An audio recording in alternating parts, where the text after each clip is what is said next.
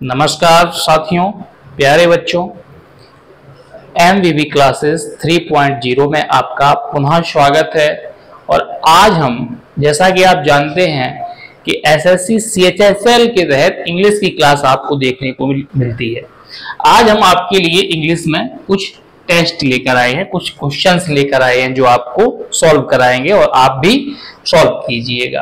पहले मैं आपको कुछ एक रूल बताता चलूं कि जो आपको देखने के लिए ये शब्द मिल रहे हैं, प्यूपिल, police, teacher, doctor, engineer, postman, anyone, someone और एवरीवन एक्सेट्रा, ये जो वर्ड है, यदि ये वर्ड कभी एक्टिव वॉइस में आपको सब्जेक्ट के रूप में देखने के लिए मिले, समझ लीजिए एक्टिव वॉइस में यदि ये सब्जेक्ट का कार्य कर रहे हैं, सब्जेक्ट के रूप में प्रयोग हुए हो, तो कभी भी इनको आप ऑब्जेक्ट में नहीं लिखेंगे जाके। जैसे एक एग्जांपल के लिए मैं आपको बताऊं, जैसे लिखा हुआ मिले the police caught a thief, the police caught a thief. अब आप जब इसका पैसिव वॉइस बनाएंगे तो थीप को आप उठा के बनाएंगे subject, a thief, second form लगाया तो वॉज आ जाएगा और थर्ड फॉर्म कॉट हो जाएगा, ए थीप वाज कॉट। आप ये जानते हैं कि जो थीप है ना, चोर, इसको पकड़ने का काम कौन करता है? चोर को कौन पकड़ता है? ऑब्वियसली आप जानते हैं कि पुलिस ही पकड़ती है। तो जिस काम को डेफिनेट है कि ये काम वही व्यक्ति करता है, तो उसको बाई लिख के पुलिस लिखने की जरूरत नहीं होती है, क्योंकि वो पहले से ही क्लियर होता है कि ये काम वही व्यक्ति करने वाला है।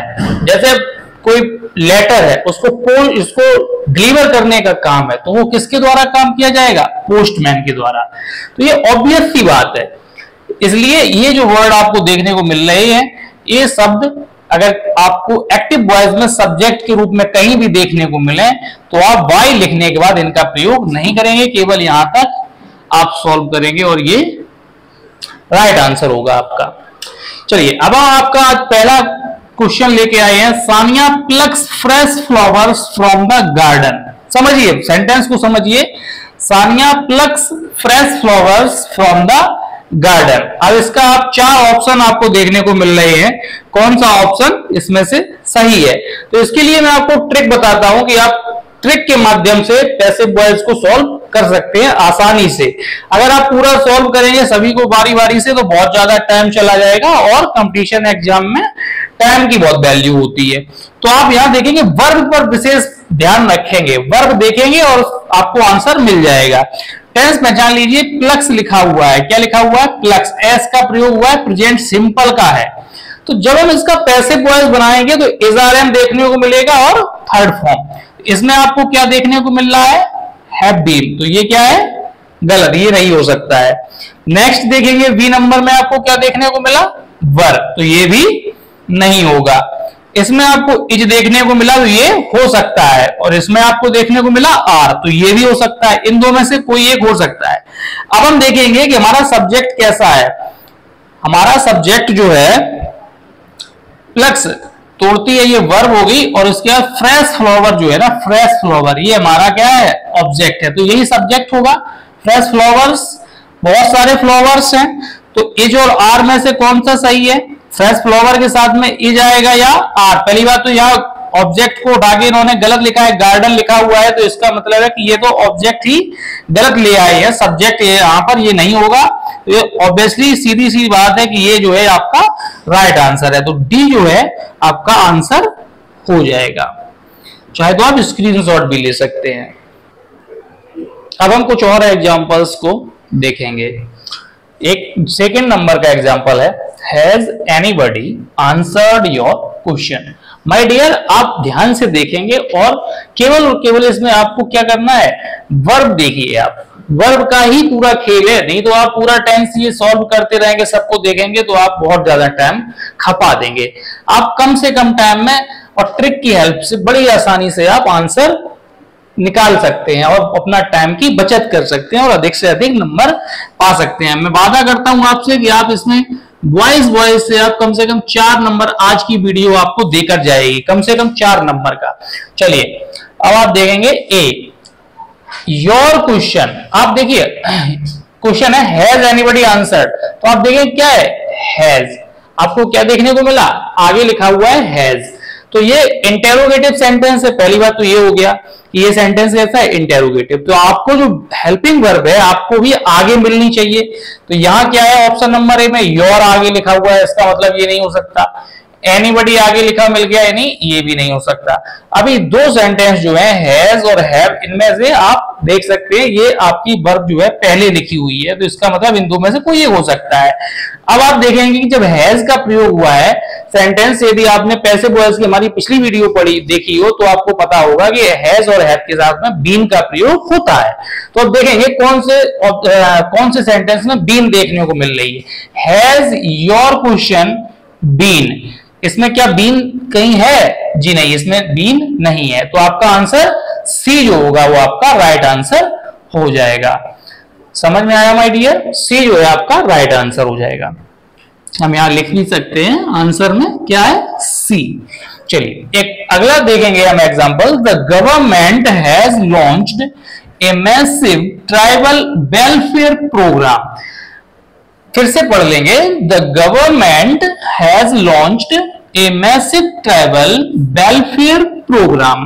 अब इसको सॉल्व करने के लिए देखेंगे तो क्या है, आपको इसमें देखने को क्या मिला, हैज। अभी ऊपर वाले क्वेश्चन में मैंने बताया जब हैज अगर देखने को मिले तो क्या करना है, आप हैज के साथ में, हैज या हैव के साथ में आपको बीन जरूर मिलना चाहिए। क्या मिलना चाहिए, बीन, पैसिव वॉइस में। तो देखिए आप इसमें कहीं हैज या हैव के साथ में बीन है, इसमें तो देखिए आप इस दिया गया है, तो ये तो सरासर गलत है, शुद्ध गलत जिसे हम कह सकते हैं। चलिए इसमें आपको हैज बीन देखने को मिला, एक तो ये आपका आंसर हो सकता है बी। सी में देखिए हैज तो है लेकिन बीन नहीं है, तो ये भी नहीं हो सकता आपका आंसर।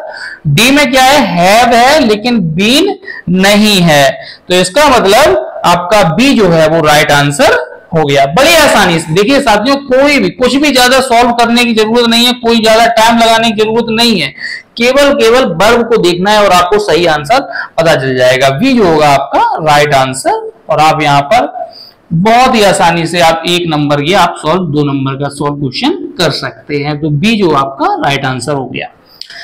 थर्ड देख लेते हैं। थर्ड सॉरी माफ कीजिए, 4th नंबर वाला ये एग्जांपल हो जाएगा। The manager could not accept the union leaders proposals.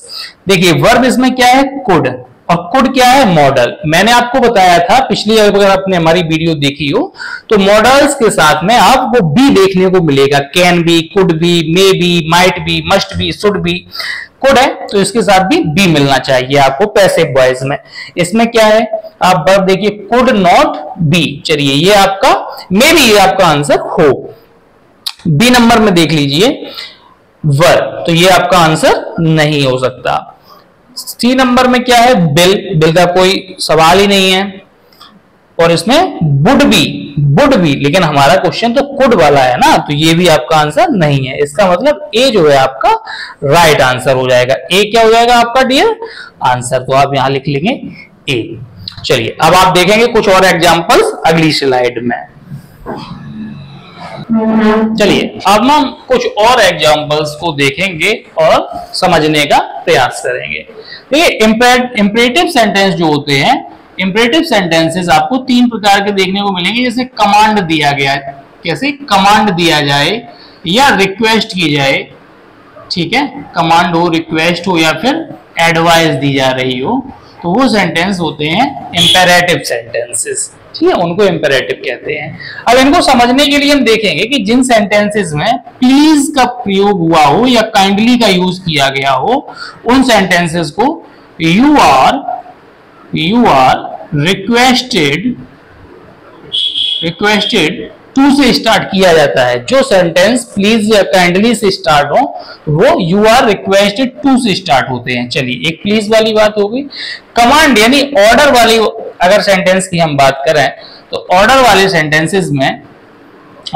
Sentences में हम क्या देखने को मिलेगा, let plus subject plus be plus verb की थर्ड फॉर्म। चलिए अब हम देखेंगे ओपन द डोर। आपको सेंटेंस देखने को ओपन द डोर, कमांड दिया जा रहा है ओपन द डोर, दरवाजा खोलिए। तो हम देखेंगे लेट प्लस सब्जेक्ट, तो देखिए लेट इसमें मिला, बाकी तीनों में तो लेट है ही नहीं, तो ये तो तीनों आपके आंसर हो ही नहीं सकते। लेट मिला, द डोर हमारा सब्जेक्ट बना, उसके बाद बी देखने को मिला और थर्ड फॉर्म में ओपन मिल गया, तो ए इज अवर राइट आंसर। चलिए हम यहां लिख लेंगे ए जो है हमारा आंसर हो गया। अब हम अपना छठा जो एग्जांपल है वो देखेंगे, प्लीज। अब ये देखिए आप कहां से स्टार्ट हो रहा है, प्लीज से, और प्लीज वाले में आप देखिए मैंने आपको क्या बताया था, यू आर रिक्वेस्टेड टू देखने को मिलेगा, तो इसमें क्या है, यू आर रिक्वेस्टेड टू नहीं है, तो ये आपका आंसर नहीं हो सकता। ये लेट से स्टार्ट हो रहा है, तो इसमें क्या कमांड तो दी नहीं जा रही ना, इसमें तो प्लीज लिखा हुआ है, तो लेट का तो मैटर ही नहीं है, तो ए और बी दोनों क्रॉस हो गए। C number, you are requested to, ये आपका आंसर हो सकता है, maybe this is our answer. चलिए डी नंबर में क्या है, द डोर से स्टार्ट, तो ये भी नहीं है, तो सी इज अवर राइट आंसर, तो हम यहां लिख लेंगे सी। 7 नंबर और आज के लिए हमारा लास्ट एग्जांपल हम देखेंगे, someone saw him picking up a gun। अब साथियों आप कमेंट बॉक्स में बताएंगे कि इसका राइट आंसर क्या होगा, लेकिन मैं आपको बताता चलूं कि समवन, एनीवन, एनीबॉडी, इस प्रकार के पुलिस, इंजीनियर, बाकी पोस्टमैन, ये शब्द अगर सब्जेक्ट के रूप में यूज किए गए हो तो बाय लिखकर इनका प्रयोग नहीं किया जाता है, जैसा कि हमने अपने वीडियो की शुरुआत में बताया था। आप हमारे चैनल को सब्सक्राइब करें, यदि आपको हमारी वीडियो पसंद आ रही हो, लाइक करें वीडियोस को और अधिक से अधिक अपने साथियों को भी शेयर करें। जय हिंद।